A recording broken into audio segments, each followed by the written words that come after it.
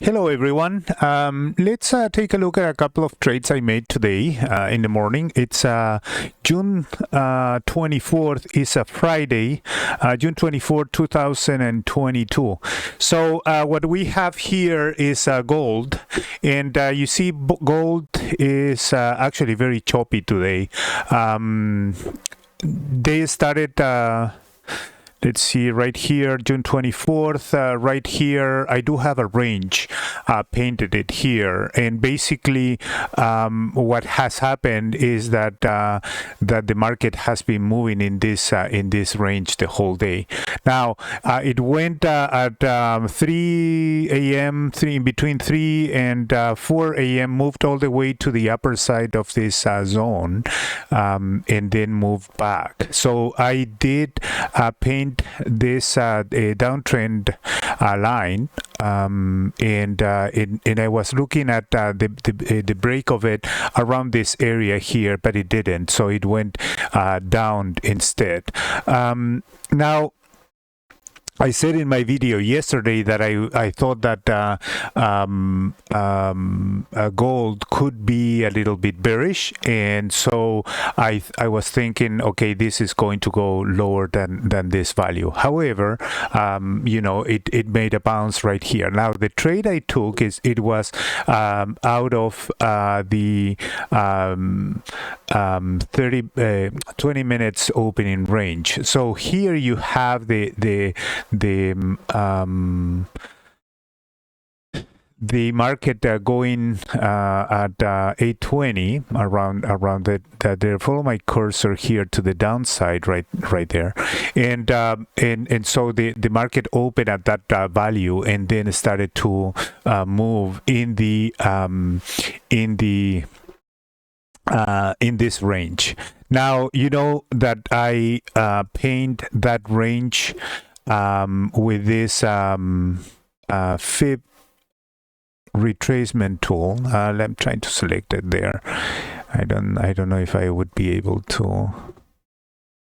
No. Okay. So, anyways, so this is the opening range right here. That is the open, and this around 850, 840, 840. That is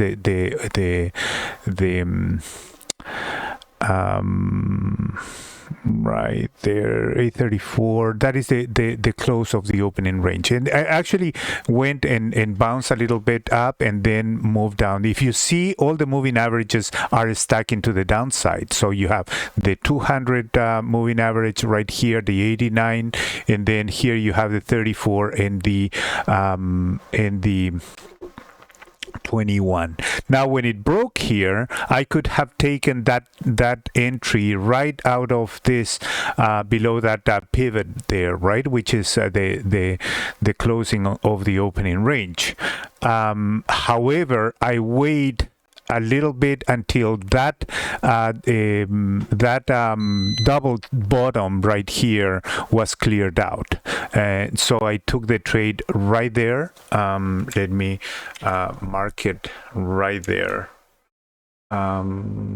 Okay, so I took it right there, and the first target for $200 was there. And if you see,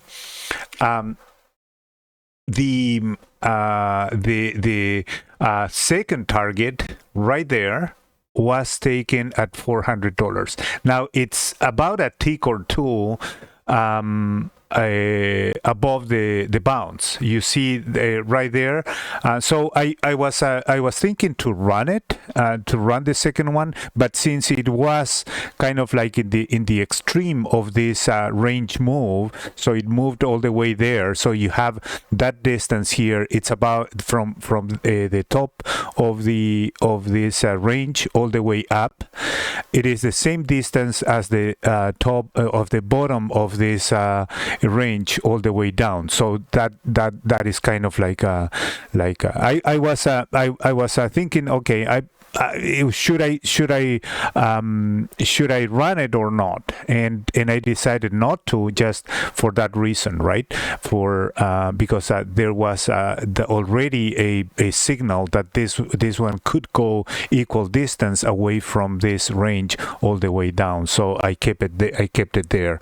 So that trade was good for $200 on the first contract and $400 for the second contract. So it's $600 total. Now the market did this and I didn't take it. I didn't take that entry. This one was a valid entry, and you could run this one all the way from here all the way up. I did not, but that would be a good entry in there. It's below it's in the lower side of this range or this channel, and moved all the way to the other side, and then it started to bounce. And gold has been very choppy throughout the day. So you see here we have the whole day after the open, what has been doing there. So not that much direction, most likely. There's a lot of resistance now. We'll see what it's going to do. Okay. So let's look at crude. In crude, there are several attempts and several trades that I can point out here. So crude oil. So basically, market open at 9 a.m. So let's mark that open here, 9 a.m. Right there. Okay, and then here we do have also 8 a.m. where is that analyzing the trade. So when let me get it there, so in that way we know what I did. Okay, so I'm here and I'm looking at this and it's bullish. Now the first entry was actually a mistake and I paid for it dearly. So it's a $440 loss. But and the reason why I'm saying is that you see this upper. Let's go back here. Let me point out a couple of things. So we have a top here, a double top here. So and then market broke overnight right there, and then moved all the way up here. And here you have a congestion. Okay, so and also you do have a right here you have a high. This other way. Let me go and paint it again. So there's a high there, and then it's a higher high right there, but it's already in resistance. Now there was a double top right there, and I was looking at it, and then I thought, okay, I can get a couple of ticks out of this double top, and I put the trade right after the market opened. So let's look at that. So see, I put it there right. Let me extend it a little bit. So you see that there's an entry right there, right after that first attempt, and it didn't work. But then at 8:12, then it worked on that one. Now we are too close now to the upper side of this channel, which I pinned it from there to there all the way up. So there's one touch there, there's a second touch over there, but we were in this area already, so I didn't take it, and crude came back. Now when I started to see it coming down, and then I saw that we were kind of close of this bottom side part of this channel. So in here I took a reversal trade, and this one was actually good for the first contract. So that one there, from there to there, is $200, and then I tied the stop, and then it came back. So the second one was a break even, actually. Yeah, it was break even, and actually it was one tick above, and I put it, and I had it one tick below. Let me correct it in my register. Okay, so it is actually $210 in between the two of them, the two contracts. $200 for the first one, and then now it came back down, and this one was actually touching this one, but I didn't take this one. This is probably a better trade than this one here because of the distance of the lower part of the channel. I did not take it, but that one was actually, you see, it's a better trade there. Now then I took that trade when it was breaking out of this congestion area, right? So right there you see that there's a, let me put a horizontal line right there so you can see it better. So here you have a top, and here you have an attempt to go above the top, and then there's one additional one for one tick. And I didn't have this this line painted there, right? So this line was kind of like in here, okay? So it was breaking out, but it was not so it was not quite out of the cloud yet, but it was a good entry. There's a little bit of congestion of this, but then the market came down. So the first contract,